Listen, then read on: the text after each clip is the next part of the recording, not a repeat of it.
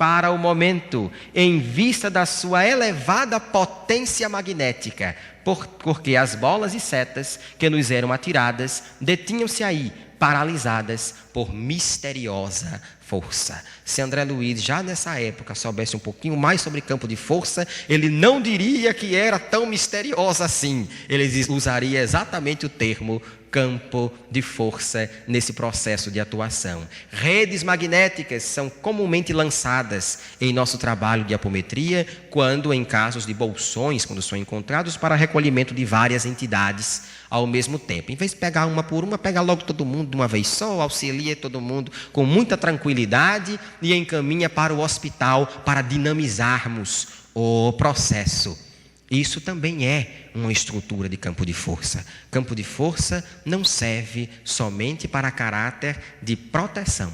Campo de força também serve para atrair energias positivas. Campo de força também serve para deslocar indivíduos de um lugar a outro na realidade espiritual. Campo de força é todo tipo de estrutura mental constituída, auxiliada com a manipulação do fluido cósmico universal em favor do outro, enquanto uma manifestação energética. Nós fazemos isso todos os dias. Nossos irmãos mais antigos que aprenderam o costume de ofertar bênçãos no cotidiano, fazem isto todo santo dia. Quando alguém sai de casa e faz benção, mãe, e a mãe faz Deus te abençoe, tenha certeza, é um campo de força belíssimo que ali também está sendo constituído em favor daquele indivíduo.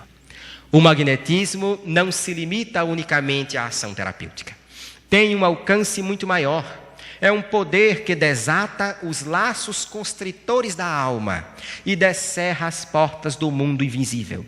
É uma força que em nós dormita e que, utilizada, valorizada por uma preparação gradual, por uma vontade energética e persistente, nos desprende do pesadume carnal, nos emancipa das leis do tempo e do espaço, nos dá poder sobre a natureza e sobre as criaturas. Se estivesse num livro de apometria, era a mesma coisa, mas se encontra no Invisível, de Leon Denis.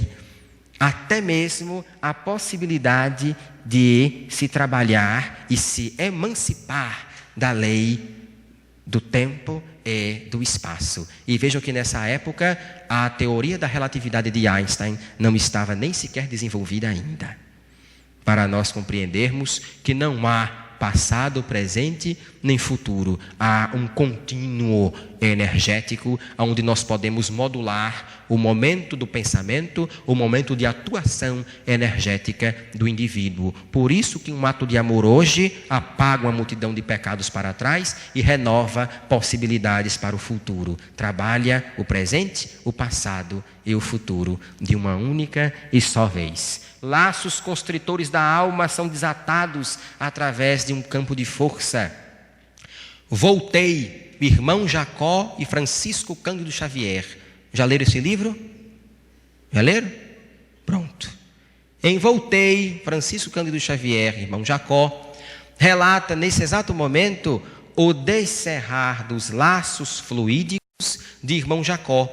Quem faz isso é Bezerra de Menezes, através de passes magnéticos. Na realidade, o que está sendo feito é um campo de força para desenlaçar cada um dos principais cordões até chegarmos ao chamado cordão de prata. O próprio Leon Denis confirma, desata os laços constritores da alma.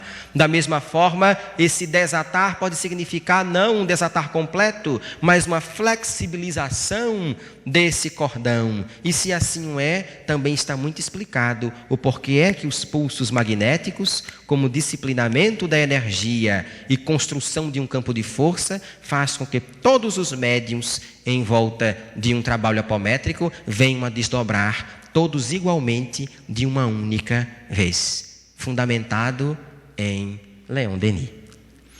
Em hipnotismo, como em magnetismo, se o operador não tem intenções puras, caráter reto, a experimentação será arriscada tanto para ele quanto para o sensitivo. Não penetreis, pois, nesse domínio sem a pureza de coração e a caridade. Nunca ponhais em ação as forças magnéticas sem lhes acrescentar o impulso da prece e um pensamento de amor sincero por vossos semelhantes.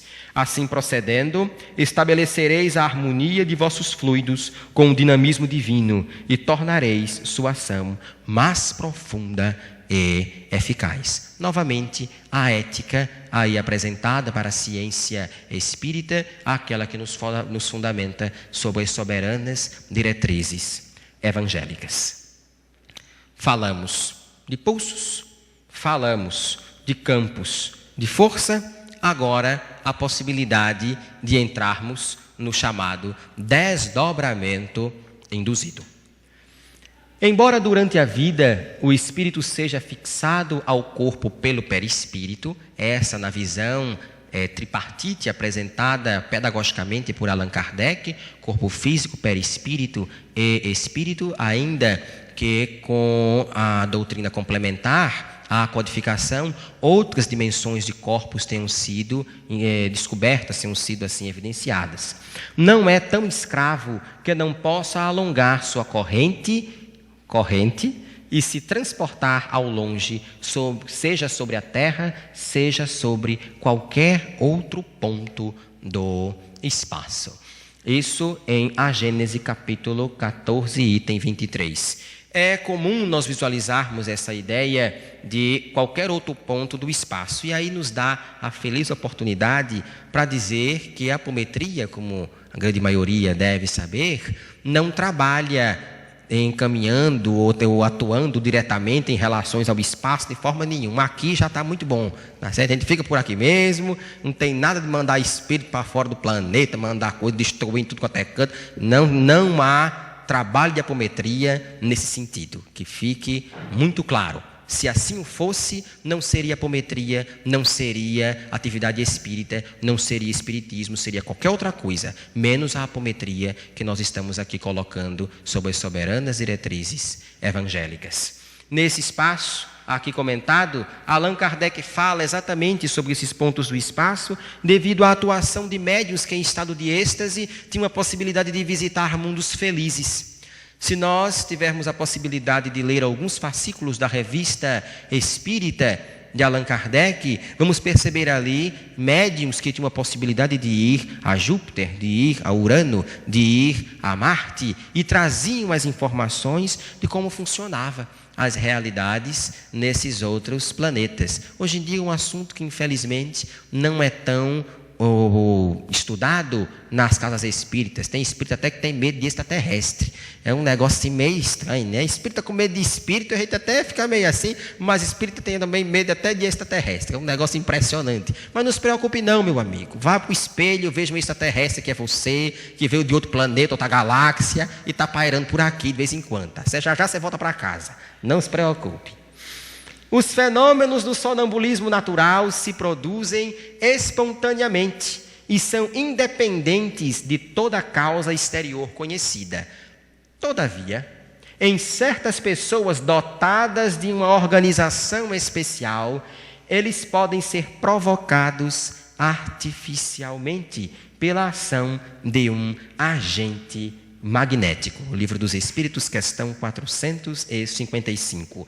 Pessoas dotadas de uma organização especial. Que organização é esta? É uma organização de natureza perispirítica e uma organização de natureza física, contida também e expressa em O Livro dos Médiuns. É a mediunidade de desdobramento por excelência. Os médiuns que têm a possibilidade de domar essa faculdade e, por si mesmos, desdobrar, sair e depois voltar, no que hoje comumente costuma se chamar de viagens astrais, mas também os médiuns que têm a facilidade sobre um disciplinamento dos impulsos magnéticos, como aqui está estabelecido. O agente magnético viria a desdobrar, fazer o seu trabalho na realidade espiritual e depois retornar. Mas, Rodrigo, como é que pode acontecer uma coisa dessa? Olha, não tem trabalho assim dentro da doutrina espírita. Será que os espíritos concordam com essa ideia? Vamos ver já já se os espíritos concordam com esse tipo de trabalho. Considerável número de pessoas, principalmente as que se adestraram para esse fim, efetuam incursões nos planos do espírito, transformando-se muitas vezes em preciosos instrumentos dos benfeitores da espiritualidade.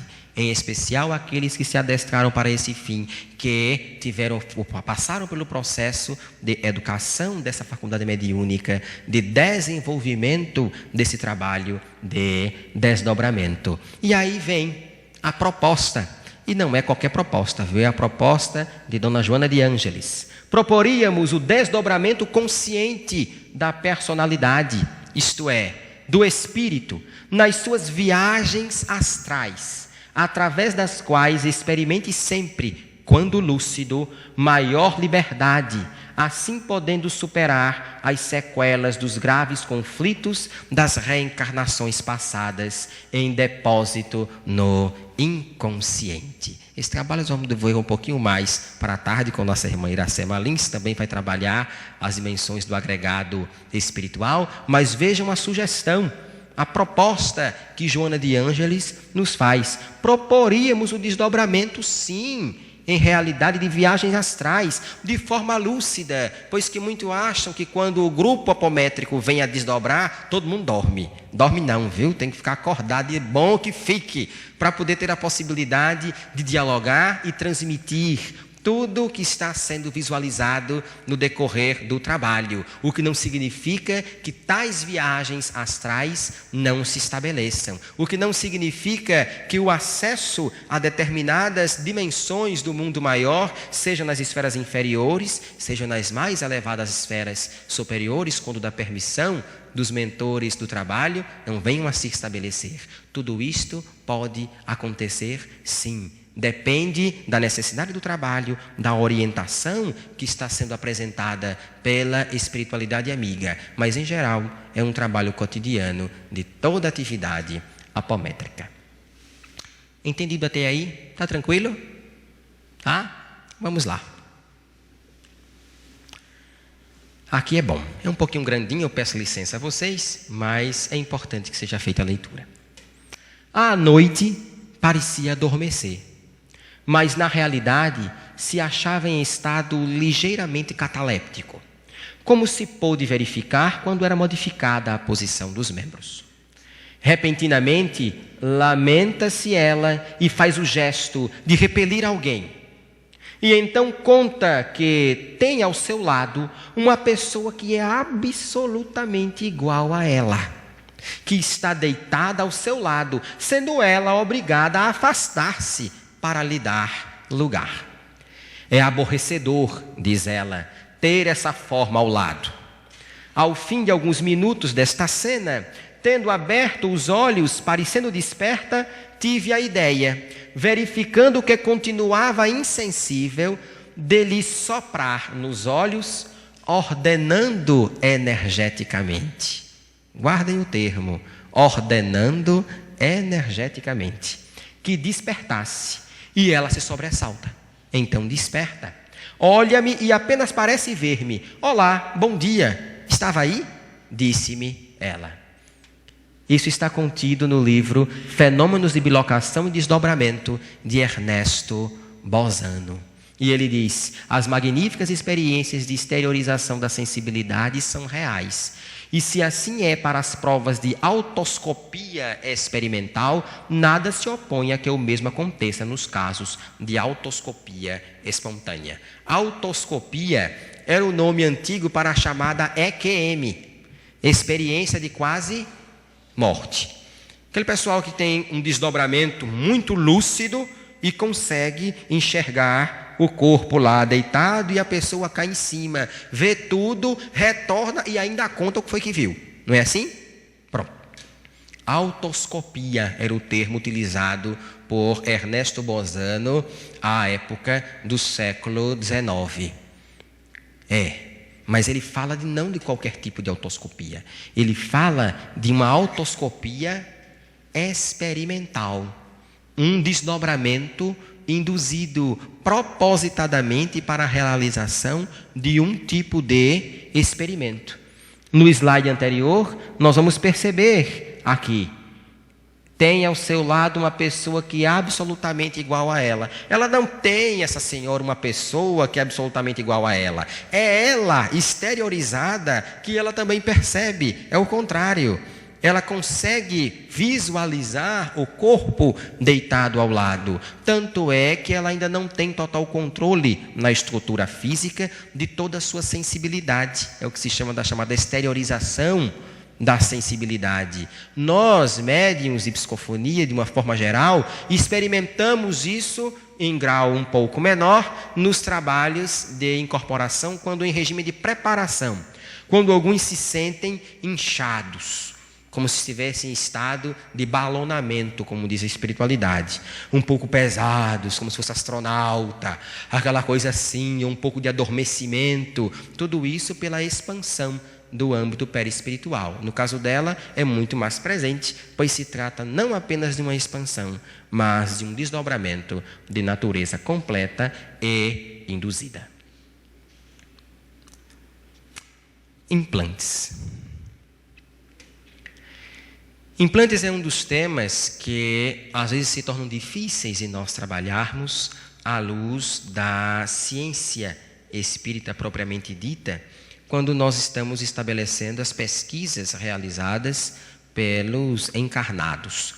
Normalmente se fala muito de implantes pela visualização dos videntes, do trabalho de apometria, quando se visualizam chips, objetos de mais variadas naturezas ou coisa parecida. Mas nós precisaríamos também trazer alguns tipos de observações, analogias e associações que demonstram a realidade dos implantes no plano físico, ou materializando-se no plano físico, o que demonstra que eles já existiam no âmbito do astral. E se já existiam no âmbito do astral e as pesquisas, quando da materialização destes, são realizadas e comprovadas, logo, consequentemente, a realidade de existência deles no âmbito do perispírito também é devidamente comprovada. É isso que nós vamos agora trabalhar quando estamos falando de implantes, tanto implantes de uma natureza um pouco mais inteligente, vamos dizer assim, como os chamados chips ou a célula fotoelétrica, que a gente vai observar já já, como também implantes mais rudimentares que também poderão ser percebidos.